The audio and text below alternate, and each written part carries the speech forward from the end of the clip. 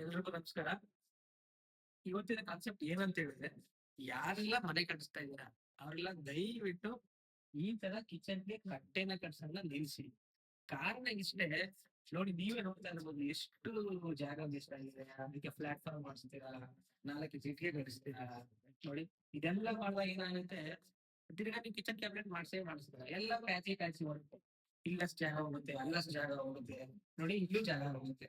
ಅದ್ರ ಬಂದು ನೀವು ಖಾಲಿ ಜಾಗನ ಬಿಟ್ರೆ, ನಾವ್ ಈ ತರ ಕಿಚನ್ ಕ್ಯಾಬಿನೆಟ್ ಬಾಕ್ಸ್ ಮಾಡಿ ಅದಕ್ಕೆ 4 ಪಿ ವಿ ಸಿ ಲೆಗ್ನ ಹಾಕಿ ನೀಟಾಗಿ ಬಾಕ್ಸ್ ಕೂರ್ಸ್ಕೊಂತೀವಿ.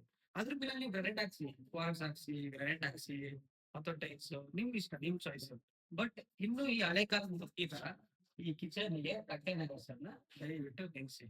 ಅದರಿಂದ ನಿಮ್ ಕಿಚನ್ ಕ್ಯಾಬಿನೆಟ್ ಆಗುತ್ತೆ. ಸಪ್ರೇಟ್ ಈ ತರ ಬಾಕ್ಸ್ ಇದ್ರೆ ಏನು ಆಗುತ್ತೆ. ಇಷ್ಟು ಹೇಳೋದಕ್ಕೆ ಇಷ್ಟಪಡ್ತೀನಿ. ಯಾರೆಲ್ಲ ಮನೆ ಕಟ್ಟಿಸ್ತಾ ಇದ್ರ ದಯವಿಟ್ಟು ಈ ತರ ಕಟ್ಟೆ ಕಟ್ಸ್ಕೊಂಡು ನಿಲ್ಸಿ. Thank you.